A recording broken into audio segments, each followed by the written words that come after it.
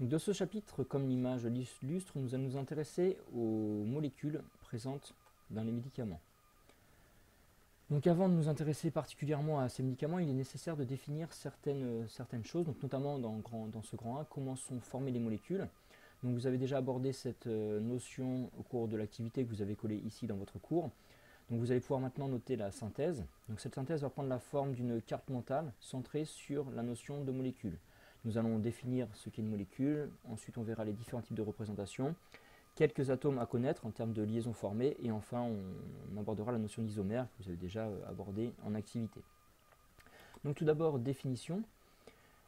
Pour respecter les règles du duet ou de l'octet, les atomes peuvent former des liaisons entre eux qu'on appelle liaisons covalentes, et ainsi former des entités qu'on appelle molécules. Quand vous verrez ce petit logo stop, ça veut dire que je vous conseille de cliquer sur pause afin de prendre le temps de noter ce qui est à noter. Donc pour respecter la règle du duet et de l'octet, les atomes forment des liaisons entre eux. Ils vont former donc ce qu'on appelle des molécules. Ces molécules, il existe différentes manières de les représenter. On a vu donc dans un premier temps la formule brute. Donc la formule brute indique seulement la nature et le nombre d'atomes de chaque élément présent dans la molécule. Donc on n'a aucune information sur la répartition des atomes entre eux, sur la géométrie de la molécule ou autre. La deuxième représentation vue, c'est la formule développée. Donc dans la formule développée, on fait apparaître toutes les liaisons entre les atomes.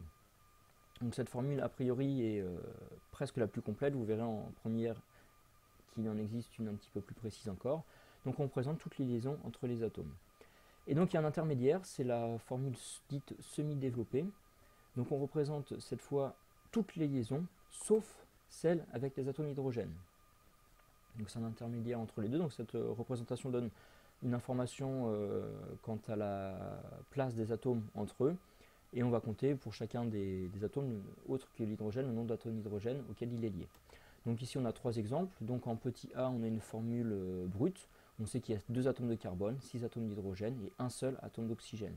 En B on a la formule développée, donc on sait que ce carbone est lié à cet atome de carbone qui lui-même est lié à cet atome d'oxygène, et on sait que sur cet atome de carbone il y a 1, 2, 3 atomes d'hydrogène, 2 atomes d'hydrogène et un atome d'hydrogène ici.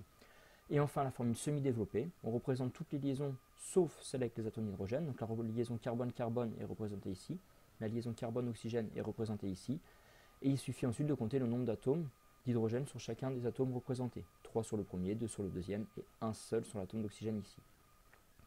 La méthode pour trouver une formule semi-développée à partir d'une formule brute, une des méthodes, je vous la présente ici. Donc on a ici la formule développée de cette molécule. Toutes les liaisons apparaissent, une liaison double ici entre le carbone et l'oxygène.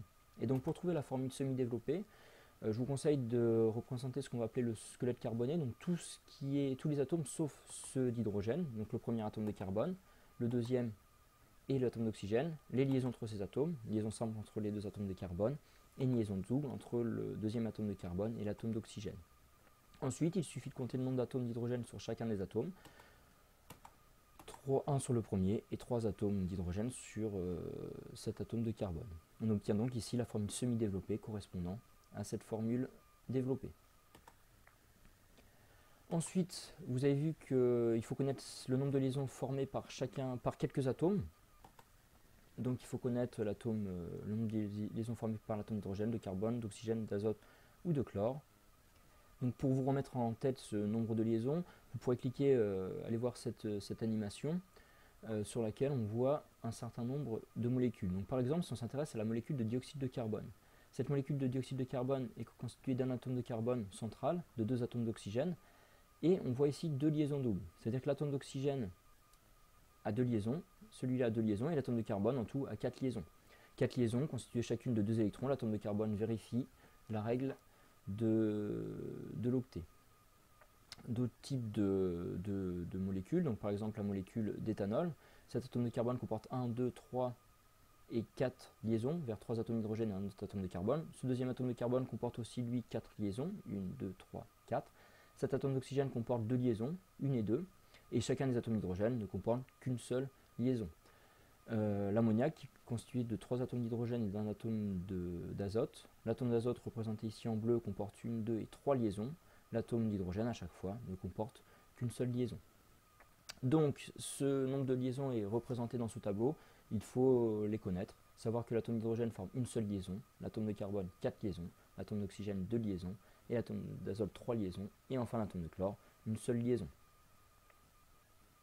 Enfin, dernier point abordé en activité, c'est la notion d'isomère.